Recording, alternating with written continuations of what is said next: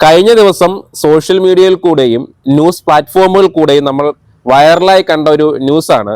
മിൽമയുടെ ഡിസൈൻ അനുകരിച്ചു മിൽന സ്വകാര്യ കമ്പനിക്ക് 1 കോടി പിഴ ചുമത്തി കോടതി.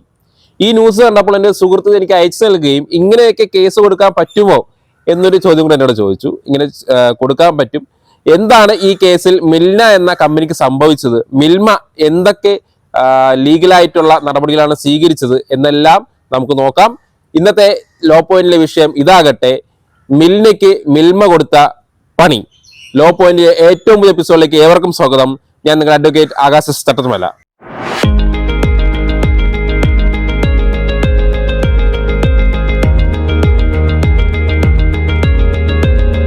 മിൽന എന്ന സ്വകാര്യ ഡയറി കമ്പനി നമ്മുടെ മിൽമയുടെ പാക്കറ്റുകൾ, അതിൻ്റെ നിറം, ഫോണ്ട്, ഡിസൈൻ തുടങ്ങിയവ ഉപയോഗിച്ചുകൊണ്ട് അവരുടെ ഡയറി പ്രോഡക്റ്റുകൾ, അതായത് പാല്, അതുമായി ബന്ധപ്പെട്ട മറ്റ് പ്രോഡക്റ്റുകൾ പുറത്തിറക്കാൻ തുടങ്ങിയതും മിൽമ ഇത് കണ്ടുപിടിക്കുകയും തിരുവനന്തപുരം കൊമേഴ്സ്യൽ കോർട്ടിൽ ഇതിനെതിരെ ട്രേഡ് മാർക്ക് നിയമലംഘനത്തിന് കേസ് കൊടുക്കുകയും ചെയ്തു.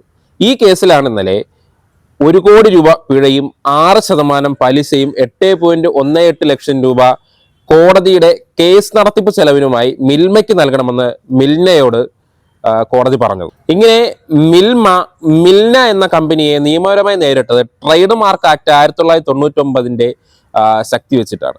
എന്താണ് ഈ ട്രേഡ് മാർക്ക് ആക്ട് 1999? നമ്മളൊരു ബിസിനസ് തുടങ്ങുകയോ അല്ലെങ്കിൽ നമ്മൾ ഒരു കമ്പനി തുടങ്ങുകയോ ചെയ്യുമ്പോൾ നമുക്ക് സ്വന്തമായി അതിനൊരു പേര് കാണും, അതിനൊരു ഡിസൈൻ കാണും, അതിലുള്ള പ്രോഡക്റ്റുകൾക്ക് കൊടുക്കുന്ന കവറുകൾക്ക് പ്രത്യേകം ഡിസൈൻ കാണും. ഇങ്ങനെ നമ്മുടേത് മാത്രമായിട്ടുള്ള ഡിസൈനുകൾ കാണുമല്ലോ. ഇത് മറ്റാരും കോപ്പി ചെയ്യാതിരിക്കാൻ വേണ്ടി നമ്മൾ ട്രേഡ് മാർക്ക് ആക്ട് പ്രകാരം രജിസ്റ്റർ ചെയ്യേണ്ടതായിട്ടുണ്ട്. എങ്ങനെയാണ് ട്രേഡ് മാർക്ക് ആക്ട് പ്രകാരം ഇങ്ങനെ ഓരോന്നും രജിസ്റ്റർ ചെയ്യുന്നതെന്നും നമ്മുടെ ഡിസൈനോ മറ്റുള്ളവർ കോപ്പി അടിച്ച് ഉപയോഗിക്കുകയാണെങ്കിൽ അതിനെതിരെ എങ്ങനെയാണ് നിയമപരമായി മുന്നോട്ട് പോകേണ്ടതെന്നുമുള്ള വീഡിയോ ആണ് നമ്മൾ ഇതിൽ കൂടെ നോക്കാൻ പോകുന്നത്. എന്താണ് trade mark act 1999? Trade mark ആക്ടിന്റെ സെക്ഷൻ 2 എന്താണ് ട്രേഡ് മാർക്ക് എന്ന് പറയുന്നത്. ഒരു ബ്രാൻഡിനെ തിരിച്ചറിയാൻ ഉപയോഗിക്കുന്ന പേര്, logo, colour, design, tag line, ഇതെല്ലാം ഒരു കമ്പനിയുടെ ട്രേഡ് മാർക്കായിട്ട് അറിയപ്പെടും. ഇതിലെ സെക്ഷൻ 29 എന്താണ് ട്രേഡ് മാർക്ക് ഇൻഫ്രിഞ്ച്മെന്റ് എന്ന് പറയുന്നത്. അതായത് നമ്മുടെ ഡിസൈൻ മറ്റൊരാൾ ഉപയോഗിച്ചാൽ അതിനെയാണ് ട്രേഡ് മാർക്ക് നിയമലംഘനം എന്ന് പറയുക.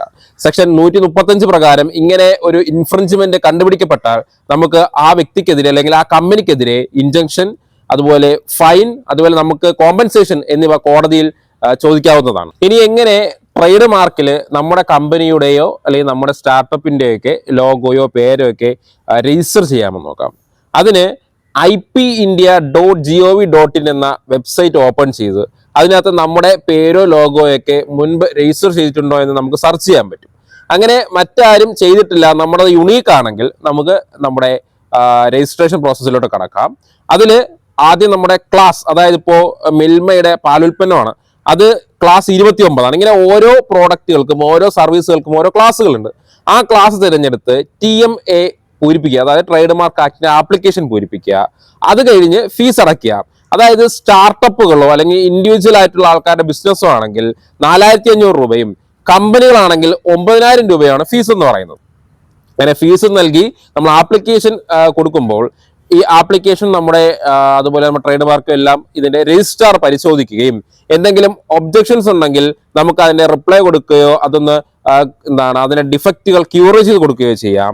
അത് കഴിഞ്ഞ് ട്രേഡ് മാർക്കിന്റെ തന്നെ ജേണലിൽ നമ്മുടെ ഈ ഡിസൈൻ, ലോഗോ ഇതെല്ലാം എന്ത് ചെയ്യും, പബ്ലിഷ് ചെയ്യും.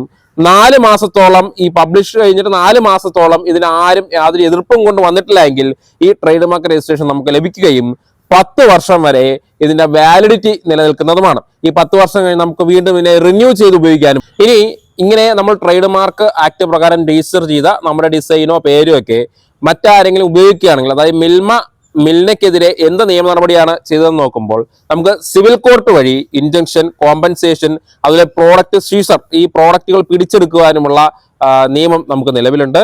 അതുപോലെ ക്രിമിനൽ പ്രൊവിഷൻ വെച്ചിട്ട് സെക്ഷൻ 103 പ്രകാരം 6 മാസം മുതൽ 3 വർഷം വരെ തടവും 50,000 മുതൽ 2 ലക്ഷം വരെ പിഴയും ലഭിക്കാം.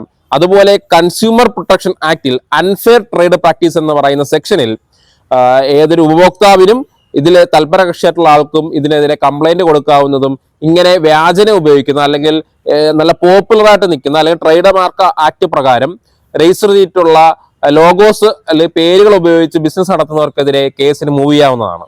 എന്താണ് ഈ മിൽമയുടെ കേസ് നമ്മളെ പഠിപ്പിക്കുന്നത്? ഒരു ബിസിനസ് തുടങ്ങുമ്പോഴോ സ്റ്റാർട്ടപ്പ് തുടങ്ങുമ്പോഴോ ഒക്കെ നമ്മുടെ പേരും ലോഗോയൊക്കെ ട്രേഡ് മാർക്ക് ആക്ട് പ്രകാരം നമ്മൾ പ്രൊട്ടക്ട് ചെയ്യണം. ഈ പറയുന്ന നമ്മുടെ ട്രേഡ് മാർക്ക് ആക്ട് പ്രകാരം രജിസ്റ്റർ ചെയ്തിട്ടുള്ള പേര്, ലോഗോ, കളറ്, ഡിസൈൻ ഇതെല്ലാം നമ്മുടെ മാത്രം അവകാശമാണെന്നും ഇതിനെ കോപ്പി കാറ്റായിട്ട് ബ്രാൻഡ് ചെയ്യുന്ന അത് ഉപയോഗിച്ച് കച്ചവടം നടത്തുന്നവർക്കെതിരെ ശക്തമായ നിയമ നടപടിക്ക് പോകണമെന്നും ഈ ലോഗോയും ഈ പറയുന്ന ട്രേഡ് മാർക്ക് ആക്ട് പ്രകാരം രജിസ്റ്റർ ചെയ്തിട്ടുള്ള എന്ത് കാര്യമായാലും അത് വിൽക്കുവാനോ ലൈസൻസ് നൽകുവാനോ അതിന്റെ അവകാശികൾക്ക് മാത്രമേ അവകാശമുള്ളൂ എന്നുള്ള കാര്യമാണ്. നിങ്ങൾക്ക് നിങ്ങളെ അവകാശങ്ങളെ പറ്റിയോ മറ്റു നിയമങ്ങളെ പറ്റിയോ എന്തെങ്കിലും സംശയങ്ങളുണ്ടോ? ഏതെങ്കിലും കേസിൽ കുടുങ്ങിക്കിടക്കുകയാണോ? അതോ നിങ്ങളുടെ അവകാശങ്ങൾ ലംഘിച്ചവർക്കെതിരെ കേസ് കൊടുക്കണമോ? നിയമോപദേശങ്ങൾക്കും എന്റെ കൺസൾട്ടേഷനും വേണ്ടി നിങ്ങൾക്ക് എന്നെ നേരിട്ട് കോൺടാക്ട് ചെയ്യാവുന്നതാണ്. എന്റെ ഫോൺ നമ്പരും ഇമെയിൽ ഐഡിയും ചുവടെ ചേർക്കുന്നതാണ്. ഇനി നിങ്ങളെ നിയമ വിദ്യാർത്ഥിയാണെങ്കിൽ നിങ്ങളുടെ ഏതെങ്കിലും നിയമ വിഷയങ്ങൾ നിങ്ങൾക്ക് എന്തെങ്കിലും സംശയങ്ങളുണ്ടെങ്കിൽ എന്റെ ഓൺലൈൻ ക്ലാസ്സുകൾ ഇപ്പോൾ അവൈലബിൾ ആണ്. അതുപോലെ നോട്ടും അവൈലബിൾ ആണ്. അതിനുവേണ്ടിയും എന്നെ നേരിട്ട് കോൺടാക്ട് ചെയ്യാവുന്നതാണ്. നിങ്ങൾ ഒരു ബിസിനസ്സിന്റെ ഓണറാണോ അതോ ഇനി ബിസിനസ് തുടങ്ങാൻ പോകുന്ന ആളാണോ? നിങ്ങളുടെ ട്രേഡ് മാർക്കും ടാഗ് ലൈനും കളറും ഡിസൈനും എല്ലാം യുണീക്ക് ആണെങ്കിൽ അത് നിങ്ങളുടെ മാത്രം അവകാശമാണ്. ട്രേഡ് മാർക്ക് ആക്ട് പ്രകാരം ഇത് രജിസ്റ്റർ ചെയ്യുക, അതിനെ പ്രൊട്ടക്ട് ചെയ്യുക. മറ്റാരുടെയും ട്രേഡ് മാർക്കോ ഒന്നും കോപ്പി ചെയ്യാതിരിക്കുക. നമ്മുടെ ട്രേഡ് മാർക്ക് ആക്ട് പ്രകാരം രജിസ്റ്റർ ചെയ്തിട്ടുള്ള എല്ലാ സാധനവും മറ്റാരെങ്കിലും കോപ്പി ചെയ്യുന്നുണ്ടെങ്കിൽ അതിനെതിരെ ശക്തമായ നിയമ നടപടിക്ക് പോവുക.